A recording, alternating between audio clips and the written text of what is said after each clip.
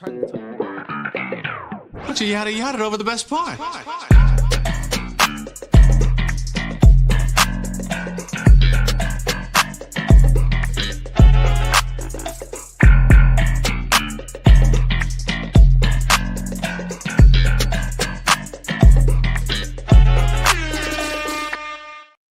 Yeah, ladies and gentlemen, it's Sunday, and that means one thing and one thing only. We are back with another episode of the Yadda Podcast, episode 155 to be exact. It's Big Joe now in the building, Black Hype is here, Nelson in the building, and of course, the podcast MVP every time, Sebastian!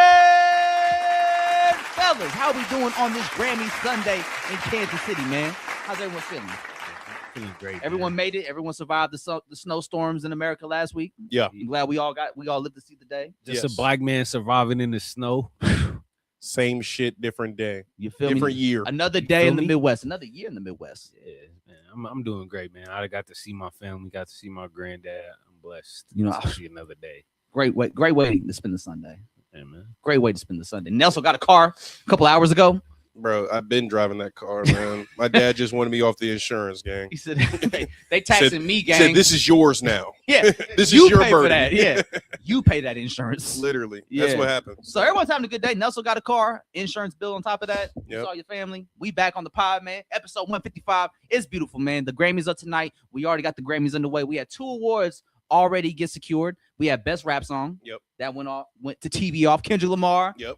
Kendrick Lamar, Lefty Gunplay. Lefty Gunplay was at the Grammys. That was a great look, man. He looked good. He looked nice. Looked clean. Got his little speech in real quick. Got out of there. Yes. Anything longer, it might get a little iffy with Lefty Gunplay, but he held it together. He looked good. He looked sober. He looked clean. Good moment for the West Coast. Glad TV off won Best Rap Song. And then we also had Best R&B Album, and that went to Mutt by Leon Thomas. Yes, sir. Yes, sir. So the Grammys already underway, man. It's gonna be a big night. The Clips are gonna perform. Is GNX sweeping the Clips, or is Clips gonna get one?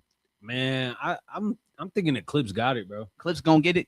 Yeah, they're the press run they've been doing. I think they kind of won over folks in that voting room. Yeah. Yeah, like they really made their presence felt. Even now, they're still outside. Like they're still like every time they pop out, like they have such a commanding presence in the space. Like you could definitely see that they carry themselves with such legacy and heritage.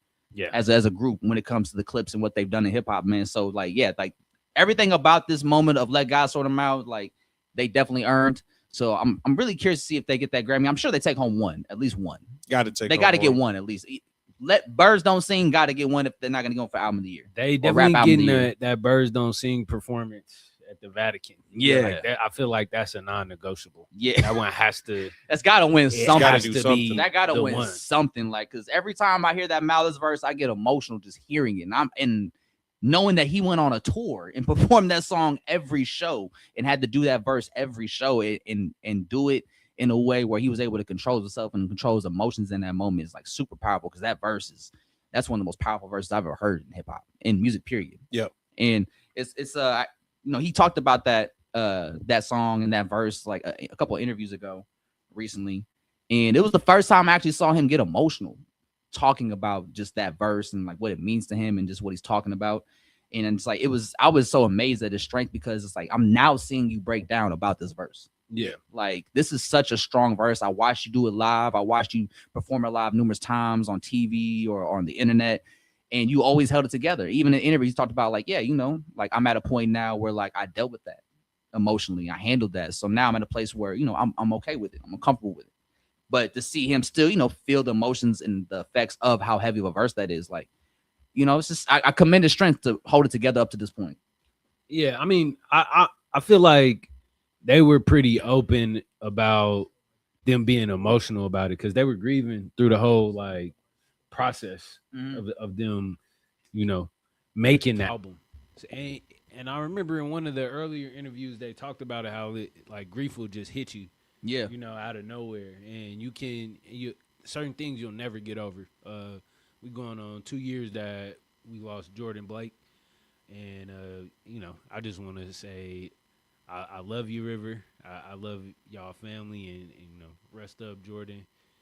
And yeah, man, that grief is something that people are dealing with. So And that's give your people the flowers, man. Give some grace. Yeah, some love. Check on you peoples. and that's the beauty of that song, just to kind of show people that, you know, hey, everyone goes through this, everyone feels through this when the moment happens or the time comes when your parents, you know, transition, and it's okay to know that you're not alone, and it's okay to feel this way.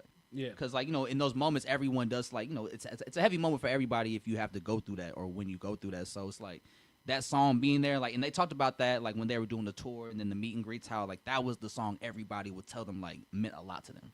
yeah. Because it showed them, like, you know, I've lost parents, or I lost my dad or my mom, and, like, this song helped me, you know, deal with that and heal through that. It helps when someone else can articulate it for you, because it is an emotion that is hard to just communicate or express, even when it's happening to you, or even when it's been some time in between that loss. It is very difficult to put into words, Especially in a that's song why form. It's such a beautiful song, such an amazing song, and if the Grammys don't give them an award for that, Like, then- come on, man. Give them something. The birds don't sing. Yeah, man. So shout out to the Clips, GNX, Kendrick Lamar. We're going to see who's going to run it up tonight. But Kendrick Lamar already got one Best Rap Song, TV Off, which I'm glad that song won something, man, because that's a huge banger. Huge song. But it's also been a big weekend, man, because not only was it Grammys weekend in L.A., but L.A. did a little something earlier in the weekend to help get people ready and excited for Grammys weekend, man, because Friday night, Versus was back. Yes. They brought back the Versus Apple Music YouTube complex, brought back Versus once again for Grammy weekend, and they had a big producer battle between Mike Will Made It and Hit Boy. Now, we watched it. Andre, you get a chance to check it out? I saw a few clips on Twitter. Okay, so this is a little breakdown for people that didn't get a chance to see it, man. It was a little awkward when it first started because it kind of just abruptly cut. It was a live stream, so everything was happening live on the fly as it was all going down. And, you know, they cut to the main stage, like, okay, we're about to get it started. So it was a pre-show of Ebro and what was the guy's name? Jordan? Or what was his name? Jordan Rose. Jordan Rose. Yeah. What's up? Mike? Something going on? Is it off? Bro, then How about turn now? the mic off. How about now? Yo. Al now, brown cow. We good? There we go. Okay, bet. So I'll stop moving the mic. But yeah, man, so it was live, so it was a couple of awkward moments in the beginning. Like they had Swizz Beatz and Timbaland come out, kind of address the crowd, but it was very dry, very bland introduction. It was really kind of weird. You know, they gave a no one's happy to see Timbaland right now. Let's be real. Like no one's happy to see that motherfucker. Get that shit out of here. They do an intro for Versus. They talk about the legacy, yada yada yada. Mind you, they sold Versus a while ago. Like Yeah. they're not the face of that shit no more. They sold that shit to Triller. But anywho, it starts off Hit Boy, Mike Will. We're in L.A. Hit Boy's from L.A. Mike Will Made It coming out of Atlanta. So Mike Will goes first, and I think that was the problem because Hit Boy, let's be honest, he got rolled in the pack. Like Hit Boy got packed the fuck out in his hometown. I Like, want to say it I'm was actually- close. It was but not close. It was not close, bro. Hit Boy got rolled the fuck up in his own hometown. And the problem was, and this is the biggest issue, Hit Boy was on defense all night. And he didn't even need to do all that because he actually won the coin toss. He could have gone first, but he deferred to Mike Will, and that was the problem because as soon as it started, Mike Will came out the gate swinging. We in Cali. What do you think he plays? Yes, Humble. Don't. Like, yes. He kicked it off on Humble, and so now we're like, okay, now we're going to have a Kendrick tit for tat, right? Okay, bet. You want to play Humble? I'm going to play Wild Freestyle. That's the wrong move, That's y'all. the wrong I song! want y'all to know that he shouldn't have did that. And that's... You get hit with Humble right out the gate in the verses, and you play the Wild Freestyle. It's a Kendrick song. Or it's a medley, so they did do backseat freestyle, but Yeah. you gotta just Okay. play backseat freestyle. Oh, because you got the list right here. Yeah, I right? got the Okay. list right So here. yeah, and that was the problem with Hit Boy. Like, see, if you're gonna do the medley, you do backseat freestyle first. Like, wow, and that's the thing. Mike Will Made It playing Humble, and you following up with Wild Freestyle just really made Wild Freestyle feel like it was not a great song. Like that's like the time, and that's another thing that Hit Boy has a bad thing with. Is just like timing and placements of the records he picks, and he showed that in the Boy Wonder battle he did in the first verses. Fucking 6 years ago, that was a problem. He picked horrible songs, and this was another battle where he picked horrible songs. Like you started off with Wild Freestyle when Backseat Freestyle was right there. Yeah. Like, so you started off with Wild, kind of just sucked all the energy out the room already. Because it's like, why are you doing Wild Freestyle when the obvious choice was Backseat Freestyle? I think what I'm finding is like a lot of people forget that the verses is a performance. Yeah. So you gotta get the crowd hype. You gotta have some sort of show element, or it's just not gonna be good. I will say that was another reason why I was a little awkward when it first started, because like, you know, these are two producers. Producers, when you see them do interviews and conversate with people, it's like, okay, like you could kind of see why like producers don't like being on camera very much, because they're very quiet, reserved people that, you know, kind of soft-spoken a little bit. So it's like when you do hear them do interviews, like, oh, okay, like I see why you like to be in the background. So it's like when you have a verses like this, you can kind of see like, okay, like Mike Will and Hit Boy. Like Mike Will's not a rapper, Hit Boy is. But one of the reasons I always had a hard time gravitating towards Hit Boy's music a lot is because he doesn't really have like the charisma or the showmanship like that. And I think that really showed in this verses. Like Hit Boy doesn't have the charisma or the showmanship like that. Now, Mike Will may not have as much charisma either, but he's a showman because he's from Atlanta. Atlanta knows how to party. And so that's what Mike Will did. Mike Will brought Atlanta to New York. I beg to differ, bro. Mike Will had the charisma. Before every song, Mike Will gave a little speech. Yeah. He told you what it was. What's the acronym for big, Joe? Big belong in the Grammys. Look. He said those hits and those big records. I make big records. All right, we could keep going to round two because Hey, that's a round good two? segue. Hey, yo, so once that second round hit, Humble comes in, we get a little Kendrick medley going back and forth with Kendrick records, right? Okay, round two. Now, this is where the Atlanta showed up in L.A. Yeah, I mean, this is where it starts to go left. Yeah, second Honestly, round. it immediately goes downhill because the round two, we got shit by Future. Right? You ain't about shit. And this is Dun. where the crowd started really getting hype. Because the first round was a little awkward because everyone's just trying to kind of get the vibe right, get the energy right, see how we're gonna move in the verses. But like once shit came on by Future, that was the moment when the crowd was like, "Oh, we are locked in on this battle, and we're on Mike Will's side." Because Mike Will had his peoples with him. Mike Will damn near brought all of Atlanta with him. Yeah. And so like whenever Mike Will played his music, they all got turned like they was in Atlanta. Yeah. They treated LA like it was Magic City. Well, and from a production standpoint, them 808s, It's just it sound like a bunch of midgets fighting in the trunk anytime some Mike Will shit come on. that shit was thumping. So that's what we want to hear in the club. Like we teed up, we done had 3 shots of tequila. I'm not trying to hear way back. How about Travis Scott? Like, and that's the thing. Like, Not at least not at this time. You know what I'm saying?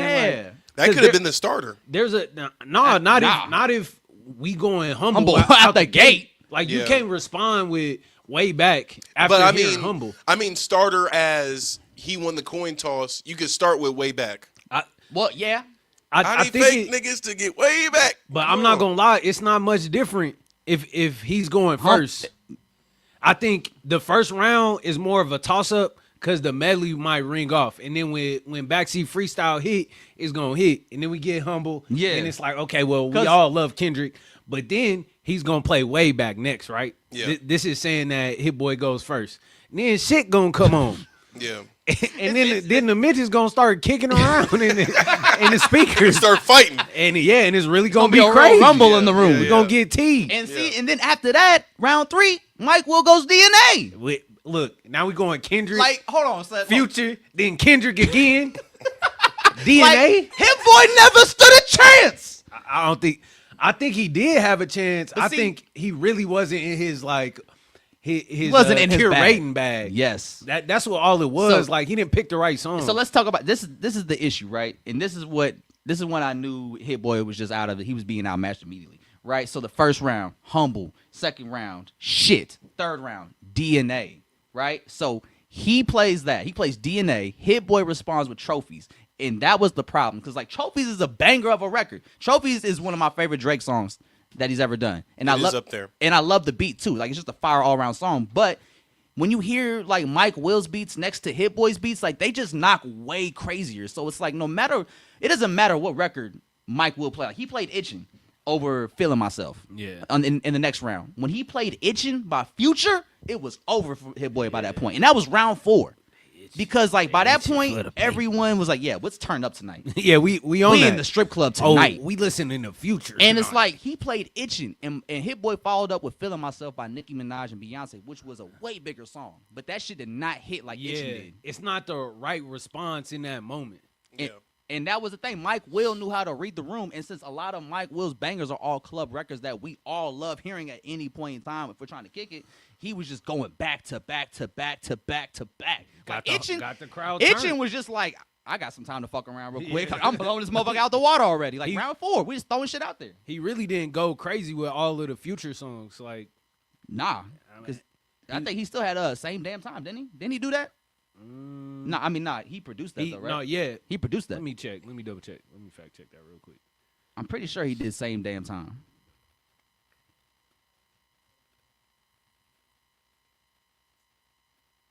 No, Sunny Digital. Okay, never mind. But yeah, it could have gone a lot further, though. So, like, yeah. It could have, bro. So, what, we on round 5 now? Yeah. All right. So, now Mike Will does Throw Some Mo. Ray Shrimmer featuring Nicki Minaj, Young Thug. Itching, and then throw some mo right after? Like, it's not even fair. We vibing. Like, we already turned. We in the club now. Fuck whatever Hit Boy got Now going on. we on like drink 4 now. Yeah, like, Hit Boy. Already. Hit Boy. I don't know what Hit Boy doing, but I don't know what Hit Boy here we anymore. go Like, get another drink. like, just give Mike Will an extra round. And what sucks is like he picks really good songs. So his response to Throw Some Mo was "Stay Here for Life." A$AP Rocky. A$AP Rocky, the new one. Fires, then the Goldie song by Rocky. Then One Train, which One Train is a phenomenal posse cut, phenomenal record. But I mean, See, that and that's I would honestly give him round 5. just because he had to do a medley of 3 songs. Even if he only would have did Goldie, I would have gave it to him. I wouldn't have gave it to him. Over Throw Some Mo? Nah, I would have. Throw Some Mo still was like, I got tired of Goldie. I'm not gonna lie to you, bro. It got so played out to me. Mm-hmm. But One Train, I would give it to One Train or Stay Here for Life because that's a banger. That is. That shit fire. But I think, see, he had to do a medley of 3 Rocky songs just to go against Throw Some Mo, though. That's how, like, he really had to, like, add some extra firepower to his catalog because it's like when you just go against Mike Will bangers, like, you got to have, like, a little army of hits to go against him because it's like these songs are so powerful. Like, once they come on in these kind of, like, Mike Will makes music that's perfect for versus environments because it's like a club. Everybody wants to turn up and have a good time and enjoy the music that you produced over the years and hear all the hits and all the classics you got. So in that environment, like, we're trying to hear a Throw Some Mo. We trying to hear a classic Gucci Mane record. We trying to hear Itchin' by Future or DNA by Kendrick. And like when in these battles is really when you see just how crazy the bag is for producers and like how deep it goes. And Mike Will, he can just keep going forever. He could have played 40 songs that night. When he played Body Party by Sierra. Yeah. And when he did that, I was like, yeah, Mike Will got it because Hit Boy don't got nothing like that. Yeah. He tried to play Sorry by Beyonce right after, and it didn't hit. It wasn't the But right that's time. how crazy it was for Mike Will. Like, everything Mike Will play, we're just like, oh, that was the perfect record for this moment. Yeah. Every time. Every record was the perfect record for that exact moment. And every record Hit Boy played was like, that wasn't it, dude. Yeah. That wasn't it. So this where I like started watching the stream was round 8. So was it Mike Will did Love Me by Lil Wayne and Drake, and then I hop onto the stream. Hit Boy is playing Racks in the Middle. He's rapping Racks in the Middle, and it's like was Roddy Ricch there? No. Okay. And that was another thing. Like one thing we've always applauded Atlanta for up until like last year was the camaraderie that Atlanta's always had as a city and as a creative hub.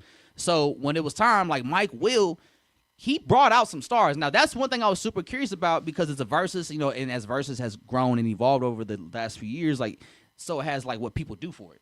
So, like, now, like, with Versus, like, people like to bring out guests and surprise appearances and stuff like that. So, I was super curious to know, like, who's Mike Will going to bring out? Who's Hit Boy going to bring out? And Mike Will, Mike Will's catalog goes deep. So, he brought out Ray Shrimmer, of course. Yep. They came out for Throw Some Mo. And then he brought out Juicy J for Bands That Make a Dance. Yeah, look, the strippers. He brought strippers out, too. They was throwing money. It was a funny moment because before Hit Boy does his rebuttal, and he had a dope rebuttal. I actually fuck with the song he did. He's like, can somebody get the money up off the floor? I'm slipping on. I don't want to slip on the money. I'm like, hey, damn. It sounds. And on top of that, Chief Keef was there with Mike Will. Like, Chief Keef was just there. He was just in the cut. Just hanging out. He was just waiting. Hopefully, I wish they would have got to the Chief Keef song. And deadass, like, round 8 when you joined on and Hit Boy played Racks in the Middle to Love Me by Lil Wayne and Drake, that might have been the first round Hit Boy won. Yeah. Truthfully, if we keeping a buck, like Yeah. and he only won because that's a classic Nipsey record, and Love Me's like I love Me too, but like It's not Racks in the the coded middle. song. Honestly, round 7 is pretty close for me. Like I love the code. yeah, But what it is though is Hit Boy has a lot of Ye shit, a lot of Drake shit, a lot of Travis Scott shit, which in like the press they not really that popular right now. You know? Yeah. Or at least in hip hop they kind of questionable. at least folks. compared to like what Mike Will's playing us Yeah. in the room right now, like everybody's energy was leaning towards like what Mike Will was on, compared to like what Hit Boy was on, or like for even like round 9, right? Mike Will does Pour It Up by Rihanna. Everybody goes crazy. Hit Boy goes on. He does Sicko Mode. But the thing about Sicko Mode is that Hit Boy only produced the first half. Yeah. So he only played like the first 15 seconds with the keys. Like that's all he produced. So right when the beat was about to drop and switch, he cut the record off. And everyone was like, bro, what the fuck? Like, You gotta let it rock. yeah, like give a fuck if you produce it or not. Like Trying to have a good time. yeah, like we turn right now. It's like his round, so that round for him was only like 15, 20 seconds. Yeah. Then Black Beatles. Hey yo, that was Ray another- Shrimmer popped out. and they did the 2016 freeze. Yeah. The mannequin challenge? Yeah, the mannequin challenge. They literally had the world sentence still, bro. They so, did. But this is where Hit Boy has his first guest pop out. Or his only guest. His really. only guess, mind you, only guess. It's our boy Big Sean. You know, boy, Click. I love that song. Great performance from Big Sean. Yeah, I think this is kind of up in the air. Performance wise, I think the Black Beatles had a much better moment. oh yeah, they was lit. But song wise, I think I'm giving it to Click. Like Yeah. when it's all Now, said I and done. actually will, song wise, I would give it the Click, but in the moment, I'll give it to Black Beatles because it's like when Ray Sherman came out for Black Beatles, they did the mannequin challenge, and you just felt like the show was better. the show was much better. Like they already had the strippers out on stage by that point, Yeah. so they was like Atlanta was in full effect. Now Atlanta is cooking. Yeah. Now Mike Will is cooking. Because So- we just came off of Black Beatles. That was round 10. Round 11, we're going in the band to make a dance. now this is where he throw the money and everything. This is where Juicy J pop out, Right after Ray do Sherman his popped verse. out, what? Look, bro, yeah. And Drop a bomb, Andre. So now everybody is hyped for this. So, man, this is where I'm like, what the fuck are you doing, bro? Hit Boy responds with "Spicy" by Nas, Nas in Fabio form. and I'm like, Hey, hold on. I'm like, We spamming that one tonight. Yeah. What? it just didn't make sense. Why? Where's the why? Cause like Spicy, we not discrediting Spicy at the song, but for the show, for the moment, Like for the high verses, key, that's the worst Nas song It's- you could have played in that moment, it, bro. It was like so flat, and this trend kind of continues for like the next 3 rounds. Oh my god, bro. So after that, we got King's Dead. Round 12, So Mike Will made a miss me King's with Dead. that bullshit. Right after playing that bullshit, miss me with that. I know it was like perfect timing, and then That spicy shit. he outta here. responds with Easy by Game. the game and Kanye Ye. West. But like again, another great song. But like, why in this moment we We're don't coming want off to hear this? Who about to rap this in the club right now? After King's Dead just played, we all just said la di da di da. What Ye say? He's like, Oh, survived that. God helped made me survive that crash so I could beat Pete Davidson's no, ass. what's the table? Oh, how you gonna ask me what I bring to the table when I'm the table? That's what I'm like. It's not it, bro.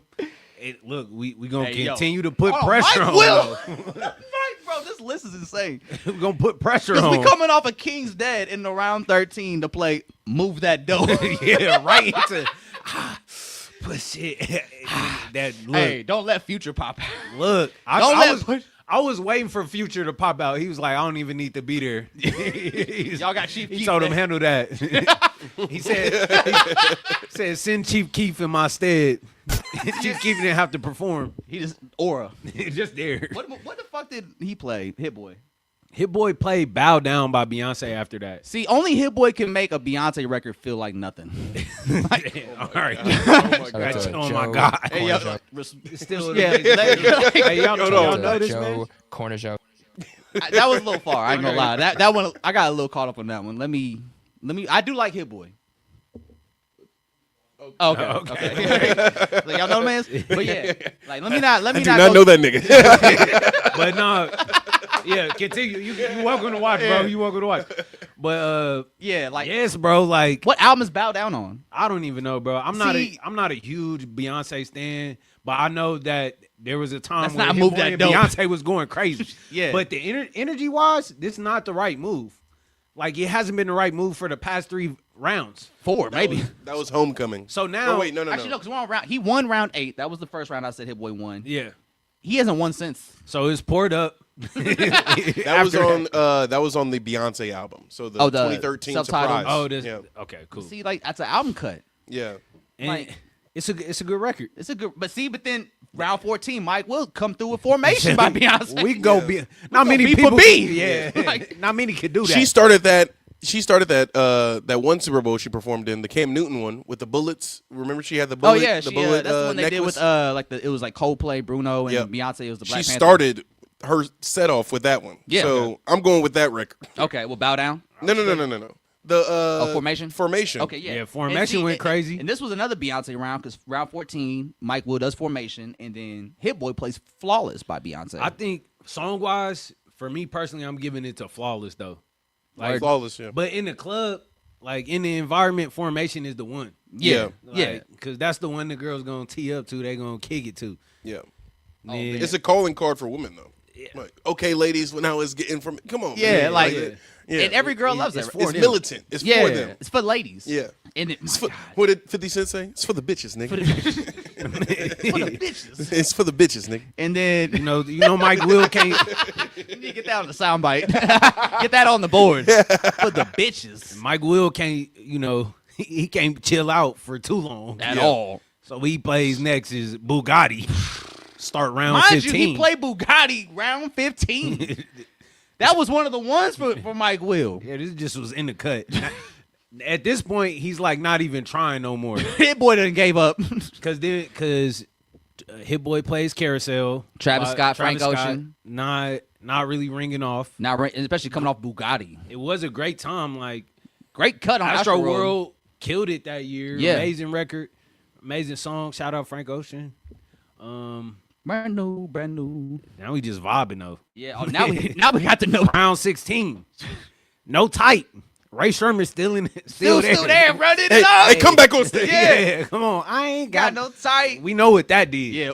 Yeah, we know what that did. We know what But that see, did. this is the thing though. Like And- these records are so big that Hit Boy could play "Drop the World" by Lil Wayne and Eminem, And it feels small. and we tell him like, turn that shit off. Don't nobody want to hear that shit. We definitely don't want to hear "Drop the World" in the club. Not after we heard No I'm Type. trying to hear that. Yeah, after like No Type, I'm trying to go home That right nigga, now. no, that nigga Yeah. Hit Boy was trying to go home. He said, "All right, let's wrap this. Here, just play this like, one." hey, Mike Will was trying to party. Hit Boy was trying to go home. Yeah, like, he's trying to Try wrap to it get up. out of there. yeah, he gave up like in round 9. And then we got another Future Oh, record. see, this is how you know Mike Will was just fucking around at this point. Turn on the lights. Round 17. Yeah, he had everybody turn off the lights. He was like, "Can we get all the lights turned off in the venue? We gonna do the stadium shit. I need everybody cameras out. I He need was in- everybody lights out." And then he dropped the Future. Turn on the lights. I'm looking. Hey, you for- know what's so funny? I'm looking for Him playing turn off the lights in round 17 let you know he knew he won by that point. Yeah, he did. He's just chilling. At He this said, point. he's like, I respect you a lot, so I'm gonna give you a throwaway. Yeah. What do you got for me? And he fucking played Woo by Rihanna. It's like, God damn it, Hit Boy, play a song we know. It's a versus. Like, that's the point. Like, you can't be getting these album cuts off and thinking, like, ooh, y'all don't know about this sleep. Like, yeah, we don't. It's a fucking versus. So, It's a performance. It's an energy. Like, give us some shit that we could turn up to. In the last round. This is the first medley that Mike Will does. And he plays Rake It Up by Yo Gotti and Nicki Minaj. And then he mixes it into Mercy by Kanye West, Big Sean, Pusha T, 2 Chainz. You know who on Yeah, there. you know the records. And then finally, Finally. Hit Boy has the right and proper response to the shit. He plays Niggas in Paris, which is like he had to play that one he last. should have started with that one. I mean, nah, he had to save it for that because Yeah. like you seen how it went for 9 rounds. You seen how it was. Saw how the first 7 rounds were. Like, I'm like, damn. Like, dead ass, looking at this list, Hit Boy probably won 2 rounds. Yeah, Round 8, and I'm giving him round 18 because he played in Paris. Yeah, and that's almost like, but I don't even know about that because Mike Will fucking play Mercy. Yeah, the Mercy was crazy. When Mercy came out, I was like, oh, Yo, this is God level. They on different shit. It's now. Illuminati shit. Did New God Flow come out first? No, Mercy. It was Mercy was the first one. Yeah. And I remember when the video came out, I remember being Black at and the white. crib. Yeah, I remember how the house was set up. Like, it don't even look like that no more. But yeah, bro, I was like, these niggas is on different time. I hit Mike up like, you heard that song? Yeah. Let's Roll get it. up. You got $5. Let's go get some shitty weed and listen to Mercy On repeat. and review it. Yeah. Let's go act like this bitch a Lamborghini and listen to Mercy. That on me. Yeah. I'm Jay-Z. I'm Pusher T. Yeah, man. Like, for That's real. how I was feeling. This when it comes to verses, like especially this battle, like you had right. I mean, granted, it made sense on paper in terms of just like the names. Yeah. I think the names of Mike Will made it and Hit Boy, it made sense for the battle. But once you actually start getting underway and you start hearing the records and the songs come together, it wasn't really a fair battle to Hit Boy's point because Hit Boy's catalog, he has a deep catalog, but it's not as star-studded or hit-heavy as a Mike Will. Because when it comes to their producing styles, especially nowadays, like Hit Boy's style producing, it isn't focused on making hits, whereas Mike Will can still be the go-to guy you go to for a hit. He's gonna get you a hit for sure. And that we saw that in this verse. Like after a certain point, like Hit Boy doesn't have too many radio records after a while. So it's like he's a great producer, but he does like albums with artists now. Yeah. And that's where his production discography gets heavy. Whereas Mike Will, like you'll have like one or two records with these artists, or you may produce for Ray Sherman or whatnot, but like you're giving out hits to people. And there was like a 5 to 10 year run where Mike Will was just going the go-to producer for people to get hits. And on top of that, like his beats have such crazy bass and knock to them that it doesn't matter what you play. Like you could just play an itching to fucking feeling myself or whatever, and the itching's gonna go crazier. It just is. It is. Well, and they in LA, so I'm surprised that it was really ringing off like that. Though. Yeah, same. But see, Atlanta knows how to party. And it's Grammy weekend. Everyone wanted to go there, have a good time, hear some classic music, hear some hits. And Mike Will just understood the mission from the get-go. We're in L.A. First record, Humble, bam. Oh, you want to go another Kendrick record? Boom, DNA. Oh, you want to turn up? All right, well, here's a Future record. You know what I'm saying? Like, Mike Will just had a hit record for every response Hit Boy had. And Hit Boy was playing album cuts. And so, like, when your opponent's playing album cuts that no one in the room knows, it's easier for you to come in and just knock that shit out the water. Yeah. And Mike Will did that shit every fucking time. And I think Hit Boy does have a great discography as a producer, but he also needs to have better showmanship, and he needs to have better curation skills when it comes to his own music. Because I think he doesn't do his discography any justice when he does these verses because he doesn't know how to pick out the right songs. Yeah, we could have, man, hit us up next time, bro. We got We'll you. get you right, bro. Like, he's kind of like 2 Chainz when 2 Chainz had that verse with Rick Ross. It's like, oh, I thought we were playing hits. Bro, you know what? What? He got credits on Higher. Ooh. He could have ran that one. I don't think that would ring off, though. Shit. That's a deep cutoff since Cruel Summer. You remember that song, Andre? Higher? From Cruel Summer? Than a motherfucker. Nah. High than a motherfucker. I mean, all of his shit got hella build up anyways. Yeah. Or he didn't even do Grinding All My Life. That's what I'm saying, bro. Like, How do you not play your own hits? he's Maybe slacking, bro. with verses, do you think that they should like start installing like coaches maybe? And it's like maybe somebody from opposite camps can coach like to see. I You mean, know? if it is, I don't think everybody needs that. Probably certain artists need that. Yeah. But I think somebody in your corner got to be able to help you with that. Yeah. Because, like, I don't really got... Because this is hella- a new thing. This is like verses it's relatively new, and for producing. sure. I feel like the producer verses like kind of hit better because they have a wider range of what to play with and how to place things. But ultimately, I feel like this could have been done more better. I mean, with, more better. with coaching. I don't know. And Definitely. I mean, I think definitely with producers too. And I think Mike Will was just somebody that knows how to curate his own music because he makes a lot of hits. And when he does stuff like this, or he probably goes out and does DJ gigs or whatever, they're usually at club settings in Atlanta probably. Yeah. So he knows like how to cater to a club or to a party type environment, and which is exactly what a versus is. Like we saw like New York have like a New York hip hop versus with the Locks and Dipset. Yeah. And That was should be the standard. Yeah. Like, everyone should watch that. Like, if you about to do a versus, prepare. Watch the locks. Yeah. Watch them niggas. That's how you do it. Yeah. And if you a producer, really look through your discography. Build your find your top 10 of like this gonna get the club jumping. Anytime this get played, this gonna go up. Cause I mean, I feel like Hit Boy got some of that shit. I'm looking through his discography right now. For real, I Maybe think that they should play it by ear, bro. Like you should have 10, Yeah. but it shouldn't be sequenced like I'm gonna play this right now, Yeah. regardless of whatever is played on the other side. Because, bro, why the fuck are you playing like I love Stay Here for Life, right? Man, you got Big Sean. But there's there. no reason why you playing that in the verses when it's DJ culture-esque where you're trying to win the crowd over. Yeah. You're trying to, feed that energy. Bullshit. He had Big Sean there. I felt like he could at least did some shit off Detroit too. Like he got some credits on there. They did a new record together that's unreleased though. So Oh like, yeah, I forgot about that. Yeah. What was that sample? I can't remember. It was We Don't Die. We oh damn, I gotta find We it. don't die, we multiply. Something like that. But yeah, I think they would benefit from some coaching. At least it's kind of like, hey man, we went through your discography ourselves. Here's 10 songs that we think would ring off in the Yeah. verses. So like, and I think Mike Will. It seems like Mike Will did have a list of songs that he was picking from, and it seems like Hit Boy was maybe had a list of songs, but then there was also some moments where he would veer off and do like his own thing, or like Yeah. maybe Mike Will played a huge banger, and he's like, oh shit, I got to figure out something to match that energy. Spicy. It's like spicy. Like man was like, there's too much money on the floor. Apple, get the money off the floor. Why you playing spicy, bro? Like yeah, the spicy moment really just sums up Hit Boy's performance in the whole verses. And yeah, going forward, I think we should keep Hit Boy out of verses. Nah, I'm Like not mad at I that, think man. it would have been better if they had another producer from Atlanta go 1-on-1 with who Mike would you Will. do? Man, Metro Boomin would have shit, been great. Zaytoven Zaytoven would have versus been great. Mike Will would have been Yeah. crazy. Yeah, but since it's in LA, you had to have have an LA producer there. Yeah. And Hit Boy is like one of the bigger names, so it may. I mean, Mustard would have probably been even a better battle for Mike Yeah, Will made it. If Mustard, we're gonna do like, Mustard. if you want to have Hey, somebody from Mustard would have been Mustard. fun. Mustard just won a Mustard. Grammy too, and he had the man. Kendrick shit too. It's like, oh, Yeah. you want to play DNA? Like, let's play TV off. No, you want to talk about big hits or But not big, like big, us. big records? Yeah, Like Yeah. we talk Like, about, yeah, bro, we like- talk about records with Grammys. come on, man. Hey, Mustard, Come on, man. get that verses up, man. But yeah, other than that, man, Nigga Joe said, "I don't want to see Hit Boy touch the stage again."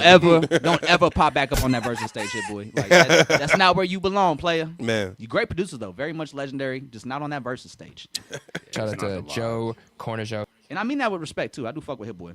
Oh, Hit Boy, really I don't. No, just joking. But hey, man, let's talk about your mans, Andre. No, I'm just kidding. I'm kidding. Not my Sebastian's mans. Sebastian's. They was on my ass this past week. They man. was, bro. They was on your ass, man. But hey, he redeemed himself a little bit this week, man. Yeah, good J. thing I Cole. wipe. Huh? Wait, what? He said they were on my ass. I said, good thing I wipe. Wait, hold up. Before we talk about the chosen one, Uh huh. there, you know, Hold that, and while we're on the topic of while we're on the topic of verses, Yeah. so there's been talk about a Fabulous versus Lloyd Banks. Yeah. and I just went. You a real hip hop head. I'm trying to fill you out. Trying to what see you- something. Trying to see something. What you thinking, man? In regards of a Lloyd Banks Fabulous versus, right? They both did the same thing. I think as rappers, they both kind of catered to the same demographic of fans. They had similar fan bases, especially like as they were in the younger years of their prime. Personally, I think Fabulous. I liked Fabulous a lot more, but I think over time, like Lloyd Banks definitely aged a lot better than Fabulous's music, and I think Lloyd Banks has a lot better longevity as an artist, especially in his later career. Like, he's more reliable. He actually put out good projects in this late in the stage of his career. Like, I listened to one of his projects he released in this decade, I think around 2021, 2020, that I really enjoyed. And I was actually thoroughly impressed because for being a punchline rapper, you know, sometimes, especially in 2026, like that style could be very corny and can get played out very It's not, fast. I would say it's not appreciated. It's not appreciated anymore because that's not the rapping style that artists use anymore. So it's very outdated almost. But Lloyd Banks still does it, and he does it in a way where it's not cheesy, it's not corny, and it sounds better than ever. Like Fab, we can listen to Fab rap in 2026, 2025, and it'll be terrible. Some corny punchlines, corny bars, like the style is clearly played out. But when Lloyd Banks does it, it still sounds fresher than ever, and his pen sounds better. So I think overall, I might enjoy more Fabulous records though. Like the classic Fabulous records, I think I enjoy those a lot more than the classic Lloyd Banks records. But when it comes down to like whose career would I prefer to have, I'd probably take Lloyd Banks. I think personally I'm leaning towards Fab because I definitely was tapped in with the soul tapes. The soul tapes. Like his mixtape run, like there's no Competition. competition. Like those I really Loso's enjoyed. Way was a great album. Yeah, and I can't say I really listened to both of them a lot. Like after Soul Tape 2, I kind of was checked out on Fab. And then Lloyd Banks, I never really listened to him that much. But given the environment that the Versus is, and just some of the things that I've been hearing, and Lloyd Banks can really still get out there and perform. I don't know if Fab got that in him. You know, We saw what Jadakiss did to Fab. He's potting right now. So he's cold right now. So man, I don't know. That's the coldest podcast in New York. I'm thinking Lloyd is gonna get him in the Versus. Oh yeah, and I think like Lloyd Banks, the actual event of the Versus. And I think Lloyd Banks is more focused right now as a rapper, where I don't think Fab has been focused as a rapper in some years. Fab been like an IG model for a while now, so Lloyd Banks still be rapping. And one thing, getting fits off, trash fits too. But and that's I remember what Lloyd Banks put out that album I listened to in 2020 or 2021. He went on the Joe Budden podcast, and he, it was his first press run in some years, so he was just kind of talking about what he's been up to and whatnot. And he talked about how once he had his kid, he stopped drinking, he stopped smoking. Like he's like, I don't do none of that. Like I go out when I do shows, I go out to the show and I go back to the hotel, and that's it. Like I'm not, because my only goal was to go out there, do my job, and make it home to my kid. Yeah. And like hearing how focused he is, and how locked in he is with his music, and hearing how elite of a rapper he still is to this day, despite that style of rapping not being at the forefront no more, but him still making it sound good for when he does it. It's just like, okay, you're still like very much a student of hip hop and your pen, and because of that, you're better than ever. Yeah. Now you may not be as popular or as commercially successful as you used to be, but you're still very much an elite rapper for fans that still follow you closely. So I would give it to Lloyd Banks, especially in a versus. I think Lloyd Banks would be super prepared to handle a versus against Fabulous, because I don't think Fabulous has been taking hip hop as seriously the last few years, because he hasn't just really been in that bag. But Lloyd Banks is somebody that's been reemerging this decade as a veteran artist in the game. So yeah, I would definitely take Lloyd Banks over Fabulous. And on top of that, I don't think like 50 Cent had a comment about how like Fabulous and Lloyd Banks are the same artist. Both appeal to the women. Both were lazy. Both thought they did more than they actually did, or felt like they were bigger than they actually were. And I don't think that was ever the case for Lloyd Banks. Maybe for Fabulous, I think, or Jewels. But I don't think Lloyd Banks was ever thought he was bigger than he was. 50 Cent always knocked Lloyd Banks for being lazy. But Lloyd Banks was somebody that just never really wanted to be as big as 50. Like, that was never a desire Lloyd Banks had for his career. Like, he was very happy with the success he achieved. And once his father passed away, he kind of just wanted to kind of step back from everything and just grieve that passing. Of course, naturally, 50, a sociopath, didn't get none of that. So he was like, bro, why you not want to go get this money? You want to go get the money? Go get the money, dog. I know your pops died, but we got money to make. I know your dad is gone. Yeah, but like, let's fucking man up and get this money. Shout out to Joe. He's Corner. like, yo, quit being a bitch. Yeah, dead ass, bro. My Like, nigga said, man up. like, yeah, like, My man's just died. like, my dad just died. Like, what do you mean, man up? The man. The guy. But yeah, so seeing that, it kind of like, it just kind of is some sucker shit by 50. But 50 is really just speaking from a ROI standpoint. So that's why I was like, you can't even compare those two. Like, Lloyd Banks was a successful investment. Did he do as much as you want him to? No. Is that his fault? Maybe, but you can't be mad at that. He went multi-platinum, got a gold album for you. Like, he had a good career. So yeah, I mean, we got to appreciate the artist while we're having, that's a good segue. That's a great segue for Andre's man. Andre, he won you over. He won you over. And just when I thought I was out, They pulled him back in. they pulled me right back in. The blizzard. It was a blizzard last week or 2 weeks ago. J. Cole, was last week. It was last week? It was last That's right. week. Snowstorm was last weekend. Yeah. J. Cole dropped was Birthday it Blizzard. Birthday Blizzard to celebrate his birthday, a 4 freestyle EP that he put out on his own website. You could buy it for as much as you want to pay for it. Put out 4 freestyles. I paid $1. You paid $1. I tried to put $0. They were like, no, you got to. Like, we're not going for that. I had a few, extra bucks on the Apple Pay, so I was like, all right. I'm glad you coughed up that fee, man. Put money in J. Cole's pocket. Can never say I don't give a fuck about the art, man. You can't. Can't. So we got a 4 freestyle EP from J. Cole, Birthday Blizzard, on his birthday as we approach the fall off, which is dropping this upcoming Friday, The February 6th, 2026. The fall off is almost here. We got a Blizzard Beach freestyle. We got freestyles over Victory. We got freestyles over Can I Live by Black Rob and the Locks. Freestyle over Who Shot You by Biggie. And we also had another freestyle over Money, Power, and Respect by the Locks. And the mixtape was hosted by DJ Clue, which makes the freestyle selection even better because those are all classic New York records that Clue was around for. Yeah, I like the little sound effects he was throwing in the. Oh, yeah, see, hey, man, like, listen, DJs when done right, especially the veteran DJs like a Swamp Izzo or a DJ Clue or a DJ Drama, like they come from that era of like, you know, hosting mixtapes. Yeah. And when you hosted mixtapes, or even Who Kid, because Who Kid's on he's on IDK's album, right? Yeah. Yeah, so like even IDK with the Who Kid shit, like those DJs, they come from that time where when you were a DJ, you were hosting mixtapes and you added some extra elements. Like you added gunshots, you added sound effects, like, and that shit actually did amplify the songs a lot. Yeah. Or like you rewind the song because the shit goes so crazy. Like a DJ was really like another element to songs or a mixtape. So to hear DJ Clue on here and be with J. Cole, who was like one of the best spitters of his generation, and this is like being like a last hurrah freestyle EP before the final album drops this week. Like, I thought it was really dope and a great hip hop moment because that's really what I think Cole's been trying to harp on with this last project. Like, it's for me and most importantly, it's for hip hop as well. Yeah, and it definitely is a great way for him to, you know, just honor this thing of ours. Yeah, and that was kind of what it was, like a writing exercise, like real lyrical exercise to kind of show y'all, man, my pen's never been sharper. So, Andre, let me ask you this. So last week, or when we broke down Diss 2, Track 2, yes, you didn't like that rhyme scheme. And that was one of the biggest things people were raving about when that song first came out. So what was about this freestyle, or these freestyles, that you enjoyed more than Diss 2, Track 2? What was the difference between that and this? Because that's good rapping on Diss 2, Track 2, but you weren't too big on the scheme. Yeah, my brain is kind of, you know, soft, so I guess I'm just joking. I thought that it showed intent. It showed that it's not just a rollout. I like the Birthday Blizzard because it's clear that it came out like recently. Yeah, like he's just put it out. Where he's currently at. Yeah, where he's currently at.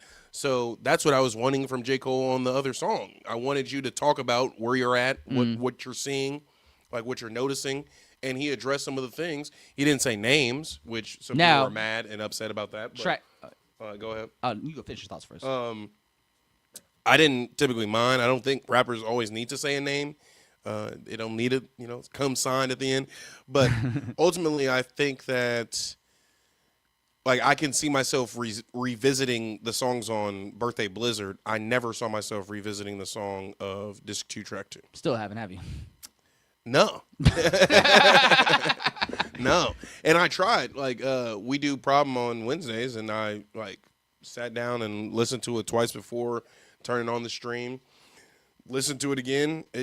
I can't see myself listening to that song again. Yeah. And yeah. I mean, the album's coming out this week, so you might listen to it again. Yeah, but motherfuckers were in the comments saying that I was rage baiting and this got to be, like, you know, cap. And, like, bro, I wouldn't tell y'all nothing that I don't actually believe. Like, just because, like, it's not for me don't mean that you can't enjoy it. I never called you niggas ass or you niggas trash for saying what you said about me. But, you know, yeah. But that's how I feel.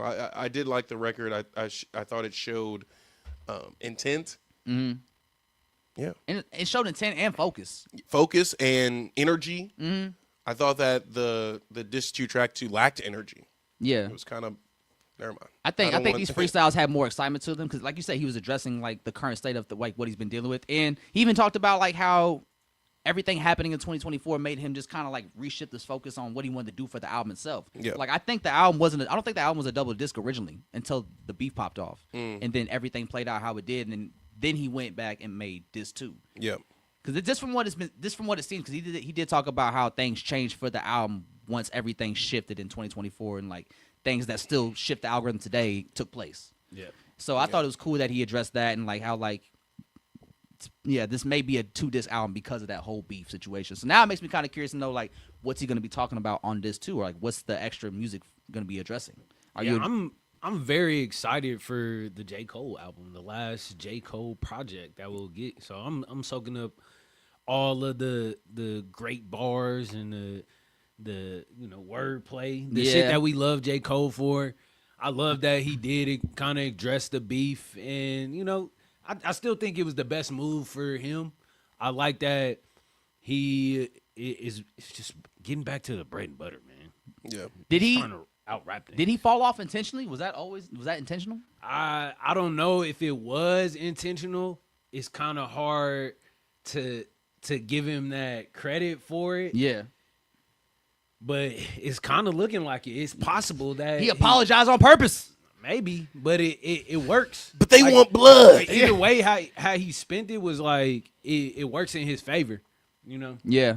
And at the end of the day, Schoolboy Q told him like, "Hey, stay out of this. Yeah, like you don't need to get involved. It's not for you. Yeah, It's not for you. It's bigger than Schoolboy you. Q tells you that probably should not be a part of this shit. Man. And I liked on the second freestyle, which I believe was over Can I Live, the Black Rob and Locks freestyle track 2.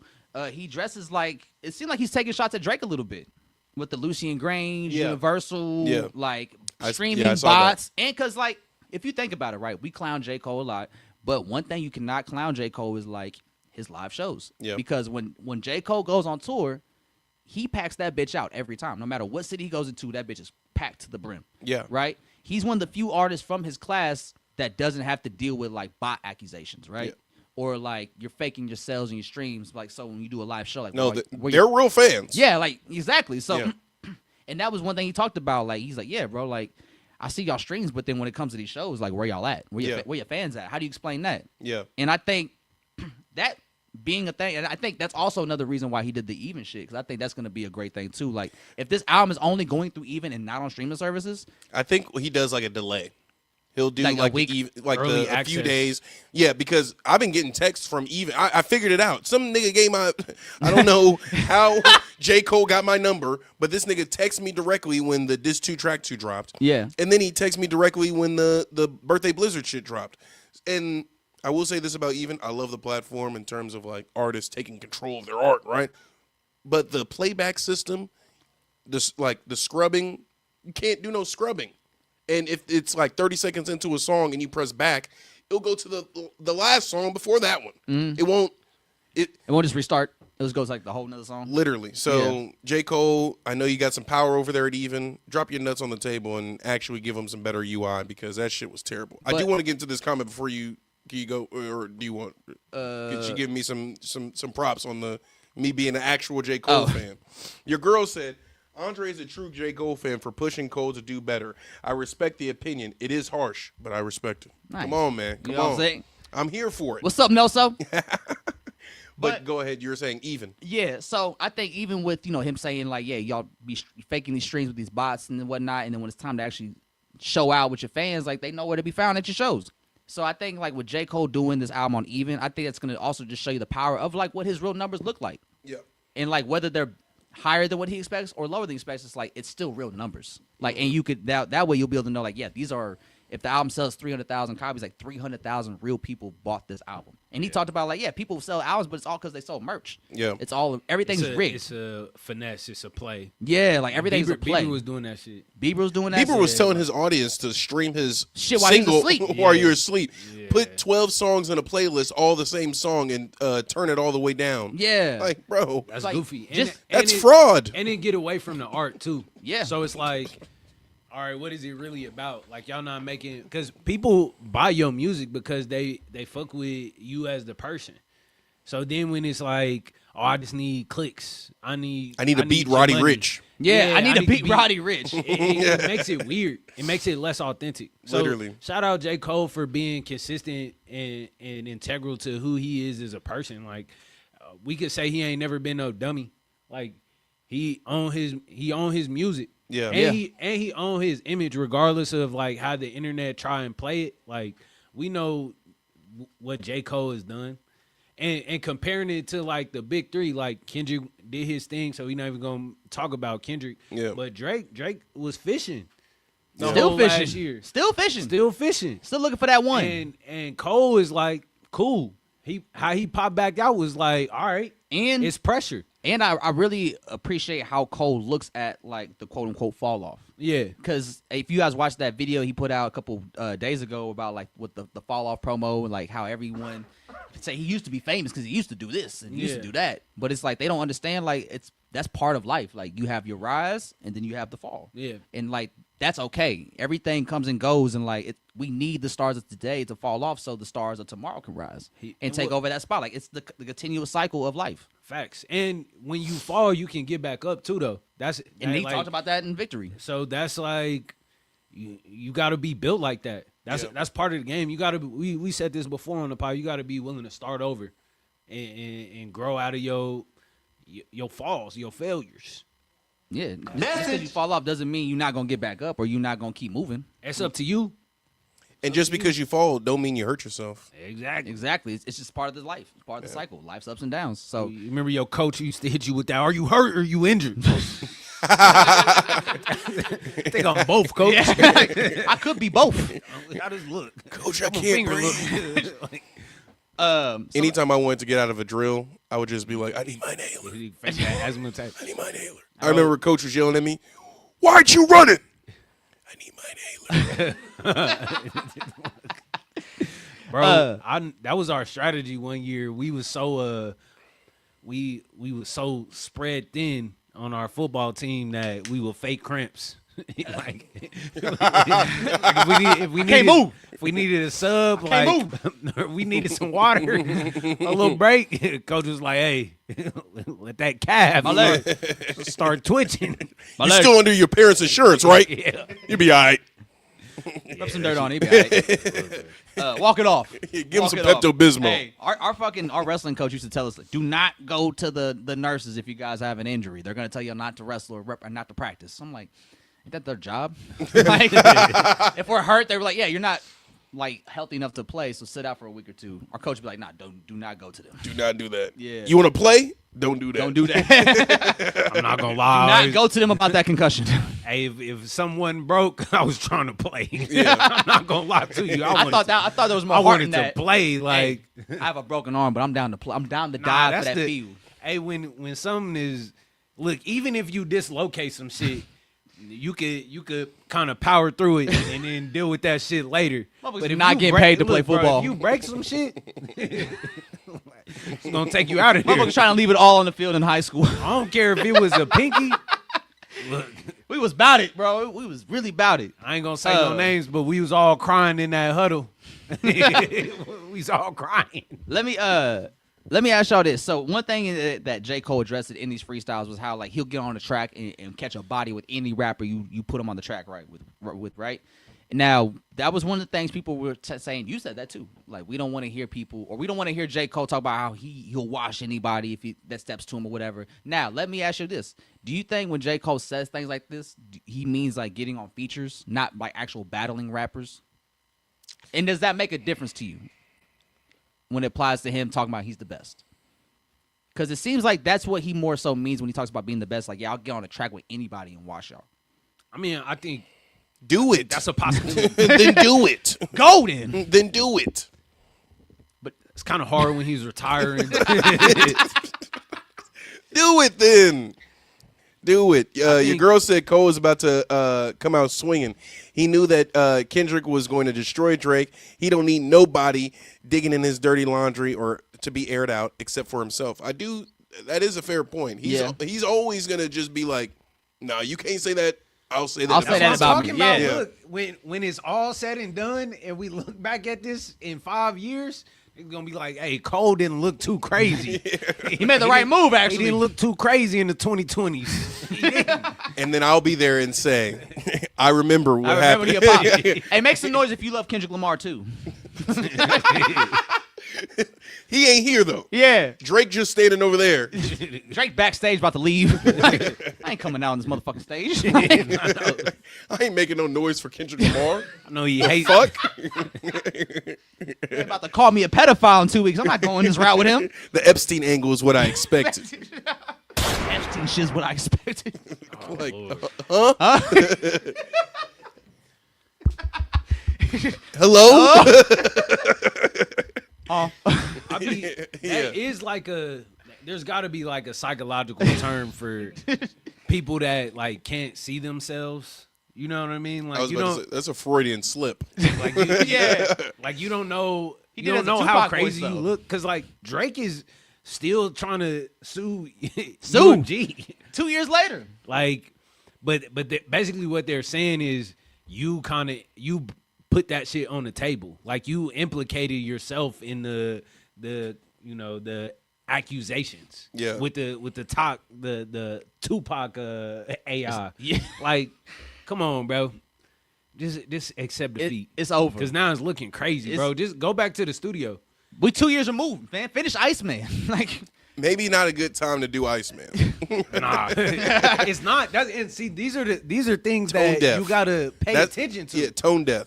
You gotta notice a little bit. Like, I'm not looking for rappers to be leaders. I don't think y'all leaders. a lot of y'all not leaders. y'all And corny. 5-Year Foreign showing y'all not leaders. A lot of When Casanet didn't call me for the mafia Hey, thon. hey, shitting, farting. Shitting, pooping. no, bro. I'm in the club with 100,000. I That think, nigga got out of jail and nobody noticed. look, Hey, he went to jail. Nobody noticed. And I hate saying that. I don't even want to think that. I didn't even know. Alex, what? I didn't even know he went in and then he got I out. didn't know, bro. Like, I don't even care about that said shit. when? When did he get out? I got home. When? When'd you get home? When did he leave? Literally, bro. But what are you saying now? No, You and I'm niggas are just- not leaders? I'm glad that niggas is getting knocked off their pedestal. Yeah. Like, Streets is dead. look, hey, same for the streamers. Listen, streamers, y'all not world leaders. Some of y'all not intelligent. What a sentence. You know, you got a lot of followers, a lot of clout, quote unquote. Man, just make sure y'all don't have these kids doing stupid shit. Man. I mean, it's too late. Sneaker's I already ain't gonna banned lie, from shit. every hospitality spot in America. Said you can't even go to a Motel 6, nigga. Hey, just know the streamers is next though. We all, boy, America on their ass. Man. Look, bro, I'm glad we started the pod when we did, bro. Because imagine being like, oh, I'm a podcaster. Yeah. Yeah, like in 2026, you started. That's what you started. You started one. You started How podcast old in are you? 2026. hey, how you start my ass, How you like- start a podcast when you're 26? God damn. Go get your CDL, bitch ass motherfucker. Not Dude, the I- CDL. Yeah, go get a real fucking job and make real money for your family. Dude, I be at work thinking like, let me just go get that CDL, man. Man. Let me just hit the road. I had a shorty that was Let trying me to get some calluses on my hands. You Do some ever had a real shorty work. talk to you like that? No. The fuck? Trash. Trash. Shorty in your ear like you need Trash. to Like, get you know, another your job. career really ass. You should go do your side job for real. I'm like, what? I Bro. went to school for that. Bro, that's why, Got a whole degree for that. What do you mean just walk away from that? Joe, that's I'm why I glad you love our walked away job, from bro. that. I'm glad you walked away from that. Yeah. Joe, that's Fuck that, Yadda, me. Joe, that's why I love our job, bro, because a nigga cannot talk shit about anything that I do. Like, oh, what do you do? I work with children with special needs. Oh, Yeah, like, Yeah. thank tone you. that shit down. Tone that shit the fuck They're down. like, thank you for your service. Yeah. Hey, watch your fucking mouth. Treat you like a war vet. Yeah. like, that's your crazy. Hey, the like hoes I- love that every time too. Yeah. Like the hoes go crazy for that. I can't wait to tell shorties I do that for a living. It's a guaranteed banger every time. You know what's gonna get the bitches wet?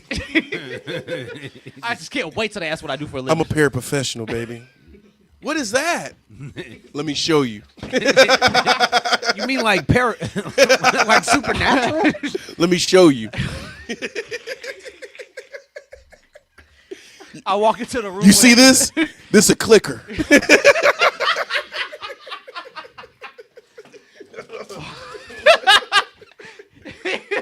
Wait, are you grabbing the clicker right now? Yeah. You hear that? Every time a behavior starts spiking. You like that? See, Andre's Take that. Andre's kids are different. My kids are more independent. they move off the clicker. He hits that clicker, the whole room stop. No, they don't. We got one kid. I'll stop after this. We got one kid who be scratching other niggas like Wolverine. No. Dangerous. out of nowhere, bro. Out of nowhere. Oh, that's my toy. Yeah. Damn. One of the parents was like, why y'all keep letting him do this? I like how the parents would be like, why y'all just keep letting this kid do this? I'm like, I can't do nothing else. Like, I can't predict when this nigga's gonna do that. I can't just tackle this kid. And we can't. I was like, Motherfuckers look at you like they want you to just beat up the kid. Like, I was thinking about like strategies. I'm like, All right, what if we gave him gloves? Game plans and shit. Like, hey, we in the schools with other counselors trying to formulate game plans to like stop certain kids from like doing shit. Like, Is this definitely against the gonna nerf rules? that. Hey, I ain't gonna lie. There was a few placements of schools I was at the last couple years where they was like really having meetings about me. Like, all right, who do we need to send Joe? What classroom we need to send him into next? Mm-hmm. What kids are acting way out of control? Oh, you the Just hold it enforcer. down. Yeah, I was the one. I was the enforcer. Like, hey, go take care of that kid real quick. Bro, they use me like that. They use me like a damn Pokemon in my job. They're like, Andre, he's running. Go get him. Like, bro, Andre, use chase. You're young, go get him. Like, yo, what? You can run. Like, I have asthma. Like, bro, come I'm on, about man. to chase this nigga. hey, like it'd be funny talking to people that don't do what we do for a living and telling them like some of like the war stories we have working with some kids. Like, Yeah. like I was in the classroom and this fucking 6-year-old spit on me just cause he does that every week. He does it every day. Yeah. Like, and people be like, What? you just let him do that? Yeah. I'm like, what am I gonna beat up a special needs kid? Like, what do you think I'm gonna do? What do you expect me to fucking do? Literally. Like, really? What is in your head? This is what I do. I tell him to sit down. Yeah. With In my a dad stern voice. voice. Yeah, with my Yeah. dad voice. Stop! Hey, don't do that. Bro, hey, bro. We got this. All right. This is my last one because I'm not trying to get, Yeah. in trouble. Well, okay, so we had this one kid. He started stripping, right? I told him, hey, bro, put your clothes on right now. Stop. You know what you're doing. He tries to do it again as I'm walking up to him. This nigga goes, uh-oh. Like, bro, put your fucking clothes on, bro. Over here. He knew he was in trouble. Uh-oh. Ain't no nigga. Over here trying to hit the Winnie the Pooh. Get your ass. Put your fucking clothes on, bro. Man. Speaking of having to get motherfuckers in line, man. Man. You talking about your man Ye? No, I don't. I don't want to talk about. I don't want to talk about Ye. I think we could just go straight into like what's left for the Grammys, and then we could. Actually, hold on. We got all right. We got a list. Yeah, We got a list. We'll see what's on the list. and we got a Yeah, clip. okay, real quick. Let's talk about two things. Don't be dumb. ASAP Rocky's been on the press run. We'll talk about two things from ASAP Rocky's press run. You so gonna do a far. call out? You gonna actually send the invite to the pod? Hey, Rocky, you want to come on the pod, man? Like, listen. There's like 5 people in this room, so you can handle being in here. You're Yeah. not Wale. You Yeah. can be in this room. No, we gotta stop You're doing not that. Wale. That's the standard now. Like, can Wale be in this room? If not, then it's like you're probably good. Then I shouldn't be in this room. That's what I'm on. That's where I'm at nowadays. Like, Wale can't be in here. Why am I? yeah, like, why am I here? Start asking the real All right, questions. so, but two things I took away from ASAP Rocky's press run so far is allegedly ASAP Rocky wants to do a diss 2 from Don't Be Dumb. Now, if you guys noticed, as we all heard the album, there was a diss 2, a loose diss 2, and he kind of added some extra shit to it over the last few days that passed after the album was released. Yeah. He added a couple extra records. He added Flaquito Jody. There was Steak and Grits with Tyler the Creator. Steak and Grits with and then he Tyler. had SWAT Team. Yeah, that was SWAT also Team that was also with another. Tyler, yep. So he has 3 bonus tracks on there now, and then plus he uploaded all the visualizers on there as well. But he actually said that was like a soft launch of the Diss 2, but that's not going to be Diss 2. Diss 2 is going to be like a complete new body of work that's going to have music that he loves. He said the first disc was for the fans. The second disc is going to be more for him, and it might have a Rihanna feature. Okay. So how do we feel about a Diss 2 for Don't Be Dumb? Do we need it? Do we want it? Are we excited for it? I ain't gonna look. I'm hesitant to say that we need it, but I'm excited for it. Let it fly. Let it fly. Do we want how? All right, how? I want it. For I sure. do, and I like this Send it one. through. I like Yep. the songs he's put out so far. I like Flaquito Jody. Yep. That's a nice one. I could tell that's gonna ring off in New York for sure. I like the with Steak and Grits with Steak and Grits with Tyler and then SWAT Team. So I like the energy it's going in, but I'm also curious to know like if it's gonna be like a completely like new body of music for this universe and this world. I'm curious to know like what he gravitates to. And he also said there's gonna be more features on there as well that fans want. So I'm also curious to know like what that entails. Like, are we gonna get a School Q feature? Are we gonna get some ASAP features? Because you know what's funny? Like none of ASAP Rocky's studio albums have ever had like features from the mob. Damn. Like Ferg's never been on an ASAP Rocky album. Do you think that's purposeful? No, I don't think it's purposeful because obviously when he was doing those albums, he was with the mob. They're all still really cool during the making of those albums. I just think it's more so just like creatively, like they're more so trying to challenge themselves in terms of like who can we work with that would be unexpected. Because I think when it comes to like being a collective or like Odd Future, for example, like if Tyler puts out an album, you were expecting to hear Odd Future members on it. Whereas I feel like that changed though. when As soon as like really Wolf After Kinda Wolf, changed, yeah. I mean, after Wolf, then our Future as a collective took a step back. But they were featured, but they weren't playing. They weren't musician features. Yeah. Like they had Rusty Left Brain was on Cherry Bomb. Okay. And another was it who was like in his beach week 2? Shane. Is that His name's like Shane Gonzalez or some shit. Okay. Or the guy that does that's the not voice, him. that does the voiceover. I think it's Jasper saying that. The Okaka Maybe. shit. No, that's saying That's his bitch week 2-seater. too. That's at the end of 2-seater. Okay. It's like in his bitch week 2. Oh, I think that is Jasper. Yeah. So they were featured, but he didn't use them As music guests. Yeah. Yeah. And that's what I'm referring to. Yeah. Yeah. But I think that's kind of why Ferg would do ad libs. Like I think Ferg did ad libs on like Canal Street. Yeah, right. Like Yeah, shit like, that. All right. I'm pretty sure that's Ferg ad libs. But like other than that, they never had features. Like there's never been an ASAP 12 feature on a Rocky album or Ferg feature on a Rocky album. But I think that's more so to do with just like Rocky trying to branch out to see who he can work with and expand his sound, as opposed to like him just not wanting to work with them. I think the same with Ferg too, though. Yeah. Like, Ferg is a very creative individual, and I think he's capable of like, I want to completely step outside of what we got going on here. Yeah. Because when they do link up, like all of the mob tapes was gas. Like All of them. Lord's Never Worried. Never Worried, nigga. Cozy tapes? Come on. That's when they was tripping though. That's when they was really thugging out there. All the friends that Rocky talking about he just outgrew. Yeah. They was there for Lord's Never Worried. They was everybody he outgrew was on that album. They was definitely punching niggas at the shows. Yeah. Actually, and that was another thing he talked about was the current state of the mob and just like ASAP Ferg. And he talked about how he was a little heartbroken when he heard the news about Ferg wanting to drop ASAP from his name. But he was also just like, at the end of the day though, like with me and Ferg, like that's always gonna be love. That's my brother. That's like real love right here. Like that's what me and him have, like can always be fixed with a quick conversation. It's nothing not even an issue there. Right?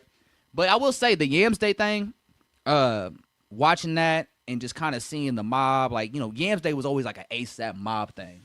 That And it does hurt just to kind of hear the mob kind of not be as of a tight-knit collective as it used to be. But obviously, it comes back to the whole, like, everybody gets older, everybody kind of grows apart, or everybody has different goals in mind. Yeah. And we saw that with Ferg. Ferg been on that for like the last 2 years of like, I'm trying to just continue my dad's legacy with the Ferg clothing and the Ferg name and just be more in that light of just Ferg as a legacy as opposed to like being ASAP Ferg. Yeah, that's definitely commendable. And I think anybody's personal success is you always got to mention your history. You know what I'm saying? So like anything you do outside of the yada yada is going to be like, we going to be proud of you. Yeah. Whether you got that name tied to it or not, you know what I'm saying? It's like this legacy. Yeah, so it's like, and your name is like permanently etched in that. Yeah, it's like it's associated with that. Yeah, so we got to always strive and prosper for. We do, man. We had that. We So do. I think with Yams Day specifically though, I feel like there was enough time. Like if y'all know this is about to happen, like that could have been more of a unified thing. It did kind of feel like it was just Rocky. Yeah, and that's kind of why it was a little bit it was still a great thing. Like I still like the performances a lot. It was a great production, but like you said, like it just seemed like I know 12 was there. I know Ills was there, and maybe another ASAP member that's just kind of like low key. Shit, MIA should have been there.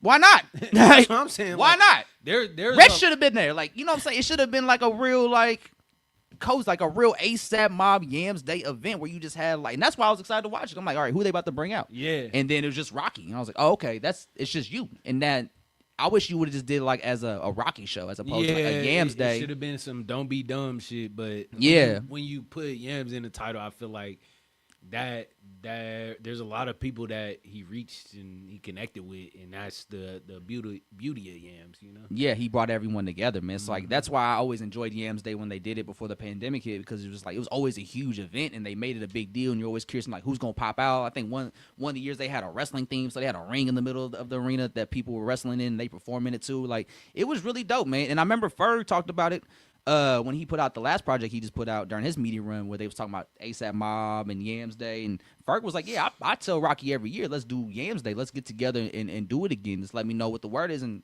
I'll be with it. So when Rocky did announce that he was doing the Yams Day and Ferg wasn't there and you didn't see the mob there as a unit, it just kind of like, it was a bittersweet moment because like we're celebrating ASAP Rocky's new body of work, Don't Be Dumb, great album. I'm just watching him present it and build the world around it, which was dope.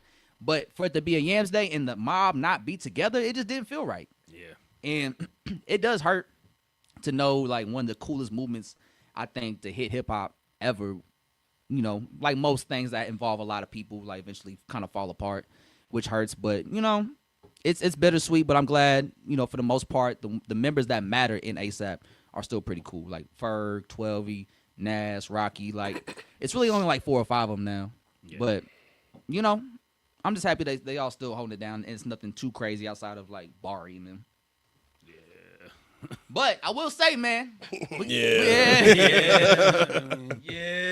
But I will say, man, Ferg doing this thing, man, because it's a good day to be in Harlem, man. Hey, Fergie, baby. ASAP Ferg, good day to be in Harlem video. Just dropped this weekend, man. And golly, what a fucking moment they had right there in Harlem, man. Harlem World went up, man. Fergie, baby dropped the video for his banger his single, Good Day to Be in Harlem, with the remix, ASAP Ferg, man. And listen, I think when it's all said and done, I think this video is going to be right up there with Peso by ASAP Rocky. Because I think it does the same thing Peso did. Like, it does a great job of just capturing the essence of Harlem right now. It makes it to where you want to be involved or, like, be a part of this movement that's happening in Harlem. Like, I think how it just takes you through Harlem, shows you all the different energy, the people, and there's people living in Harlem as a community. I think it was really dope, man. And ASAP Ferg coming on, he came through with, like, a work kind of feature almost. Like, he gave him that classic Ferg energy that really, like, made us all love ASAP Ferg as an artist. Yeah, he kept the energy. He got his hype. He definitely made me want to go grab a 40. You know what I'm saying? They don't even sell 40s. Order the ASAP with the yams. Hey, just so y'all know, it's a 32 ounce. It's not a 40. And it's plastic. Yeah, it's bullshit. Bro, I saw this new legislative they're trying to push that will ban alcohol sales at a certain time for low-income residents in Missouri. Nah, we need that. Missouri on shit bullshit. Fucked up. I need a drink. Like, bro, are you kidding me? Stay on Bullshit bullshit right now. Just say you're racist, bro. I'd rather they didn't just say, fuck niggas, we don't want y'all enjoying shit, and y'all do too much. That's what I want them to say at this point. Well, y'all basically like, saying it every day with the government. Y'all poor, y'all don't deserve shit. Essentially what they're trying to say is, y'all poor, y'all don't stay poor, yeah, and fuck y'all. Yeah, you don't get shit, motherfucker. Nah, for real, You man. don't get shit. But yeah, man, shout out to Fergie, baby. ASAP Ferg, good day to be in Harlem, man. That video did not disappoint, man. Beautiful video, beautiful aesthetic, and I think it's really cool to have ASAP Ferg in there because I think the video is a good homage to like ASAP Rocky's testing aesthetic. Yeah, I think especially with the Praise the Lord video, I think they're kind of shot similarly with their edits and whatnot. I think it's a really good video, man. It's a phenomenal video, and just like how it captures the energy of Harlem. A1 job from Fergie Baby and the team. And I like how they have Ferg's verse go first after the hook. And he kind of sets the tone. And it really felt like a real passing of the torch kind of moment. Because, like, by the time Fergie Baby come in, like, the energy of the record's already crazy from that Ferg verse. So, like, everything about it just seems really dope, man. Like, salute to Fergie Baby. Like, he having a crazy moment. He going up right now. And he about to drop the album next month, or in March, I should say. So, he going up, man. Like, a real star in the making. Congratulations to him. I love to see Harlem have this moment. Max be home, you know what I'm saying? Like, shit going up. Don't be dumb. Yeah. Hey, good day to be in Harlem, man. Harlem going crazy right now. Shout out to Harlem right now. And then, let's see, what else we got on the list? We got the clip. Oh, yeah. Freddie Gibbs. Freddie Gibbs is on a little media run right now for a new movie he's out. And he was on the Bootleg Kev show. And they talked about him possibly retiring. We got a clip of that interview. Let's see it. Producer Nelson, what you got? Because you and I have talked a lot, and you're always like flirting with the idea of like quitting or retiring or stepping away. I think about it a lot. I mean, you just named off 4 classic albums. What do I have left to prove? Shit, do some more. I I feel like when you come off a sold out tour the way you just did, it's like, oh shit, like I mean, this is still working. 4 classic albums. I mean, I'm gonna always be able to tour. You know what I mean? Like the Grateful Dead can still tour. So, you know, I'm gonna always give my fans what they want, you know, and I feel like I gave them, you know, pieces of art that's gonna, you know, live forever. You know what I mean? So if and when I do decide to go back and do another project, you know, it just gotta be something special, man. You know what I mean? Like I said, I don't I don't feel like I got anything left to prove on the rap side. I ain't even really in the rap race no Right. more. And You're just kind of, I mean, you built your own universe. Yeah, It's like if the rap world wants to come inside, they can come inside. If not, you know. Yeah, I don't want to be compared to nobody no more. I want to be my own thing. So it's you know, when I do decide to like, if I decide to do that, then you know it's definitely got to be something special, something worthwhile, and something that maybe like an album with K Tronada. Oh, I mean, I saw you talked about that. Is that a thing? I love K Tronada, man. That's definitely my homie. I definitely he working on some music right now, and I definitely Are you working on it with him? helped him assist in some music that he was working on. But as far as like me, like nah, like as far as like an album with me, I mean, you know, like I said, we flirt with those ideas and stuff like that. But I ain't working on nothing right now. Like for me, I'm just, you know, I just got a new dog, so. I ain't thinking about rapping right now. Like, He's got a new dog. yeah. So with Freddie Gibbs saying he's possibly teasing the idea of maybe like calling it a raps on his hip hop career and pursuing other passions such as acting and whatnot. How do we feel about Freddie Gibbs saying that? Are we okay with Freddie Gibbs retiring right now if he were to call it quits? Because he's been in the game for like 15, 16 years now, since 2009, 2010. I'm looking at his discog. Man, he had a great run. An amazing run. He definitely did his shit. I do feel like it's too soon. It doesn't feel like he needs to retire. I still feel like he could still put out some dope shit. But man, if you want to go and explore new things, you say he was a part of a movie or working on a movie. He's in the movie with CM Punk. Go act, bro. Go do all your shit. Go have fun. Don't say you retiring from rap though. Yeah, I think because until you actually Rappers love to tease that word, Yeah, bro. I feel like Jay-Z they do it fucked a up lot. the whole game. Jay-Z with that did. shit. Remember when Logic retired? Who's Logic? I don't want to die. Or I just want to die. Come on. Who can relate? Yeah. Bro, I hate the internet so much. I hate the internet so much. I be using that every time, like my sports teams. Be Who can using it. relate? That's why. So like, I don't think niggas think about what they put into the world, because the niggas singing with like falsetto. I don't want to be alive. I just want to die today. Who can relate? Who can relate? And then J. Cole said, "I'm hot dog, catch up to me." So it's like, what are we actually? What are we actually talking What about? are we actually saying? You're saying words that never been said together before. Now, if Ye said it, niggas would have been like, "Oh, this is the greatest shit ever." Never. Y'all done heard what that nigga done said. He the got last a couple got a years. bleached asshole or something like that, wasn't that? He said that. One of his greatest Hey, we songs. was all singing that One of shit. his greatest songs. We was all singing that shit. Now, I'm not gonna lie. Do you think Freddie Gibbs should retire? I mean, truthfully, I don't want him because I'm very speaking from a selfish, personal standpoint. No, I don't want Freddie Gibbs retired because I think Freddie Gibbs is one of the best rappers we have, and he's been a high quality rapper consistent. for 10, 15 years, bro. Since 2010, he's been nothing but an A1 rapper, and he's gotten phenomenal. He's gotten better with each passing year and each project, especially like Alfredo too. Like it may not have been like our favorite Freddie Gibbs project, but it's still a great Freddie Gibbs. High quality. Still high was quality. up for a Grammy, right? Yeah. Or So- no, it's not. It wasn't. No, it's not. Oh, that was one of the snubs. Yeah. Excuse me. But like you said, he has 4 classics: 2 with Alchemist, 2 with Madlib, and he can retire when he drops Montana. Once he drops Montana, which is the 3rd and final installment in the series with Madlib, I'll be okay. You can retire, go into the sunset, enjoy your life. But I don't think he needs to fully retire. I think it could be a point where he just maybe drops a project every other year. Yeah, I mean, Because he's not dropping a project this year. He already said that he's not expecting to drop an album this year. So we're not going to get one from him this year. But I could take one every other year because he's been dropping consistently for some years now. So I don't need him to go as hard as he used to because, he doesn't need to do that no more. You don't need to work yourself to death if you could provide for yourself off what you're doing. yeah, man. And he still tours really well. So it's like, yeah, there's still a very strong following from him. He's an artist that's like anytime he puts out music, his fans are going to love it and rally behind it and, support him however they can. So Just so let's recap real quick or refresh.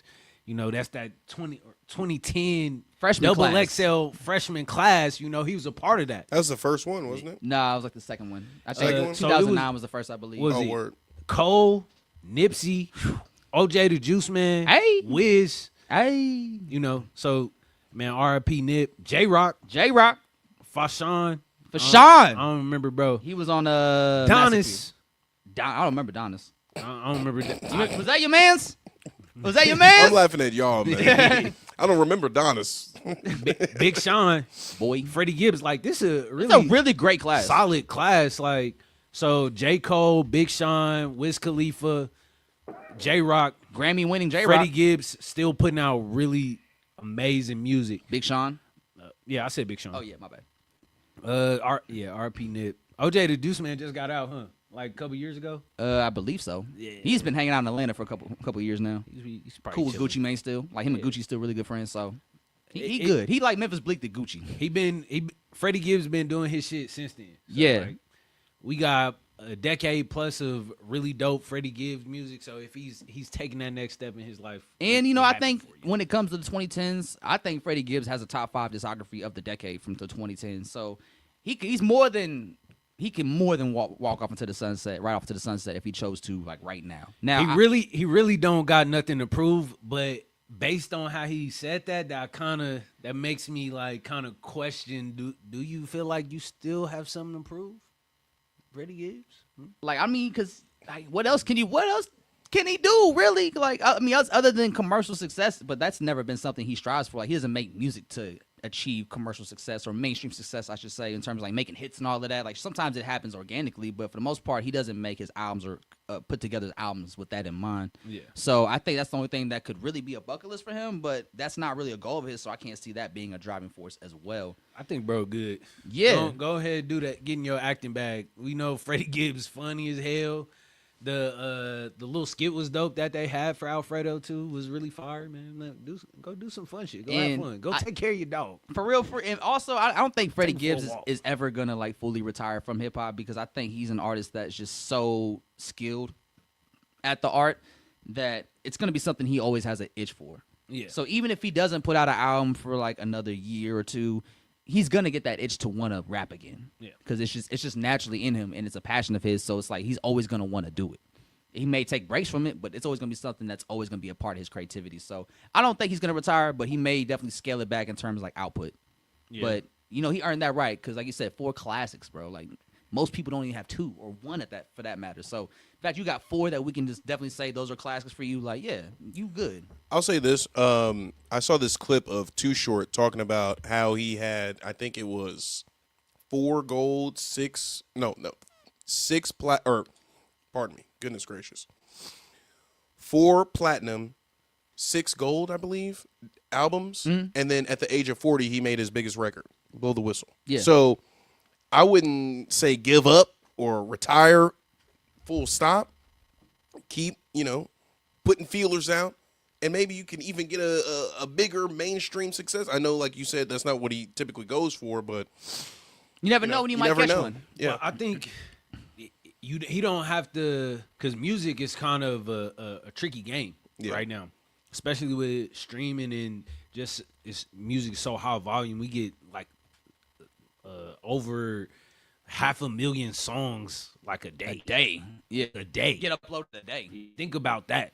Like for real, that's enough for y'all to just stop rapping. it should be enough. If you're weak spirited, you would have been quit. No, but at a certain point, when you reach a certain level of success and a certain level of wealth and income, and you a celebrity, you could just leverage your celebrity to Do other shit. maintain your money. Mm-hmm. It should. We I'd see be it all the chilling. time. Yeah, we see it all the If time. I had 4 classics, with 2 of the greatest producers ever, y'all wouldn't see me unless y'all needed to see me. That's how I wanted you to see me. Unless I wanted to be there, I definitely would have got a couple dogs. Yeah, so it's not like Freddie Gibbs gonna retire because it's like he just fell off or he not hot no more. It's just like I'd rather him just be like, yeah, I'm happy with what I did. I'd rather rappers be happy with what their careers turned out to be than just be like, damn, I could have did more. He made it through all the shit with Benny. And man, That was, he beat that shit and the Austria shit. if he was still dealing with all of that shit. I mean, look, if the Austria shit didn't make him retire, then It almost did. yeah, He said he almost just gave up all of that shit. But thankfully he didn't. I'm glad he prospered. it kind of get back to the fall off though. Yeah, you know what I'm saying? What J. Cole That's what I'm was saying. It comes back full circle. You know what I'm saying? You got to be willing to pick yourself back up and go. For real. You got to walk back up the mountain. So you can surpass them again and say, keep up. It don't matter if they're calling you Spready Gibbs. It never matters. You got to spread past that. Talk about it. Drop a bomb for that shit. And you know what? I think we should end on that. Barn. Nah, man. End on that Spready. What about the end on Grippy? No, bro, we gotta Talking about Grippy and Spready. yeah, we gotta end on the Grammy shit just real quick. Oh, yeah, the do we got an heavy update? hitters. No, the show hasn't started yet. Oh, No, it's been going. well, now it's a ceremony. Ceremony, like Oh. the Yeah, that's the the premiere prime time ceremony. shit. I think the actual show. Damn, look at that chat. That chat going The crazy. track is insane right now. But yeah, so right now the Grammy premiere ceremony awards are happening. I think the Grammys start at 7. It's 6 o'clock right now Central Time for those watching. So it won't start until 8. 8 for us, 7 for them. It's on the West Coast. Oh, it's on the West Coast. Oh, you're Yep. right. Yeah. Damn, 8 o'clock. Yeah, so we still got 2 more hours of the I ceremony. don't want to touch on none of this. I want to talk about Don Toliver and IDK next week. I want to dive into those more. Oh, 8 p.m. East Central Standard. So it's 7 for us. 7. You're Oh, right. yeah, so another hour. Okay, cool. Yeah, I want to talk about Don Toliver and IDK next week. Plus, we got J. Cole. That'll be at the Music Pod. Plus, whatever else pops off. But yeah, next Friday, we got J. Cole to fall off 2/6/26. Next week is Super Bowl too. Who you got? Oh, shit. The Super Bowl next week? Yeah. Wow, we a little back-to-back week. I've been watching football for like 8 weeks, but just based off vibes and energy, I hate this. I know I'm picking the Seahawks. Yeah. Who's it? I was about to Fuck say outta here. don't. Patriots and don't I almost Seahawks? did it. I Don't almost do was that, like bro. Drake Mays. yeah. He can't win it in his I second ain't gonna year, lie, man. he kind of nice, Now, let him have it. bro. He It's can't nice. win it in the second year, bro. That was a terrible, terrible AFC But championship the Chiefs game. fan in me is like, hell no. Hey, y'all see that shit with Belichick though? No, what he what's doing? going on? Belichick. All right, so He fucking no, 20 he was supposed to. He was on the ballot for the Hall of Fame. Oh, and he didn't make make it in. Yeah, They said his girlfriend played a role in that. Or like because like how, he got to that relationship with that fucking college girl he's dating or whatever. People were like, oh, She's 24. either or. Still kind of weird. But people were like, how that's played out and her role in his life, because I heard she's been making shit difficult for people around him as well. Yeah. In regards to him, she's kind of like a handler for him type shit. In terms of shit. like how people have been describing like her role in his life. So That nigga cannot pass away with Well, her in his life. That's We what I'm don't give saying. wait, hold up. We don't give a fuck about what he's doing right now. no, but that's We talking about his legacy as a professional football coach. Yeah. but people said that the shit with this girl played a role in that God damn. because they don't want to bring that shit to Hey, the Hall of Fame. Be careful who you keep in your corner. Because like think about the Be NFL. careful who around you. They probably saw that shit and heard the stories about her around him. Like, yeah, we don't really want that around the Hall of Fame right now, Yeah. or like depending on how it plays out or whatever. So But I ain't gonna lie, his legacy is too undeniable. it for is them like to do that. that's what 5 rings he got. He got 5, 6 rings. He got 6. He has Like, 6 how rings. you a 6-time Super Bowl head coach and you don't make it on the first go in the Hall of Fame? It's crazy. That's insane. So it has to be some. It's some That's politics. some let me check your ego type shit. Yeah, like they try to. Even when they did that shit to T.O., I didn't like it. I definitely hated when they That did it shit to T.O. weird. That's weird white But man shit. it's the good Y'all boy. keep It's the that good shit, boys man. club. It's the NFL. Like we can't They be don't surprised. really care. Yeah. Shit, they did it to a white man too. There's one thing they did when they did the They T.O. doing a lot to white people now that man. that we Hey. thought was never a Hey, thing. they thought it was just a us problem. Like, I saw somebody tweet, I wish we had regular police brutality back. yeah, like Regular? regular. Bitch, what? You want the Rodney King brutality? You want us to die? You want that 2010 police brutality? Bro, they want it's like, They want to go to come on, brunch. man. Yeah. They want that brunch. They want to police act like brutality. nothing's happening. Hey, you know, it's crazy niggas just now stop going to brunch. Maybe shit a little too serious right Hey, now. you know what was ringing off at the brunch? All the Mike Will tracks. Play the Mike Will set at the brunch. The verses set at Keep the that brunch. hit boy shit away from us. Yeah. But are we going to talk about that or are we going to just react Talk to about it what? next week? Predictions for the heavy hitters For the heavy hitters? Oh, for of the Grammys. Oh, we can wait till next week. Wait till we next already, week. We already did our predictions a couple episodes ago. Okay. So all right. we'll just say for next week. So next week we got the fall off. We have Yep. the Grammys. We got Don Toliver, IDK, and whatever else may pop up in the week. Who knows? Hey, you want to talk about your man Zach real quick? No, I don't. And that's Hey. not my man's. I told Joe stop railroading me in these conversations, and he just keeps ignoring me. I just want to take the time to shout out my girlfriend River. She organized this first Fridays at May Mob. She picked all the vendors. It's gonna be a Black Girl Magic show. Shout out Zoe Magic. We got T. Lachey DJing. River Designer drop. So we got some real dope pieces. The theme is grace and grit. So step it out. Pull up. Come see us. And before we get out of here, it is Black History Month. So I need you, Mr. Black Man on Camera, to sign out of the pod. Do everything that Joe be doing. We taking his job. This is a DEI hire. Nah, y'all not about to make me work. I never said I wanted to work. Joe, take us home. All right. Ladies and gentlemen, it is a Sunday afternoon in Kansas, Sunday evening in Kansas City. It's episode 155 of the Yadda Yadda podcast. It is a wrap. What we at? 1 hour and a half? I can't see that, Andre. Hour and a half. Yeah. Hour and a half. Another episode of the Yadda Yadda podcast, episode 155. It's the kid Joe Cornejo, Black Hyphy in the building, producer Nelson, and of course, producer Sebastian. Who the podcast MVP before we get up out of here? Freddie Gibbs. Freddie Gibbs? Fucking no. Freddie Gibbs? Is it Spready? Is it Nah, it's not Freddie Gibbs. Freddie? For 155 times in a row. Who else? Who else? Podcast MVP. He wasn't even around for all 155, but we're going to give it to him anyway for 155 He was there with episodes. us in spirit. In spirit, when it mattered the most in 2018. Ladies and gentlemen, of course, it's the podcast MVP, Sebastian! And he'll probably run it up again in 156, but we'll see in the future when that time comes. Until then, though, we out. See y'all the other podcast. Yeah!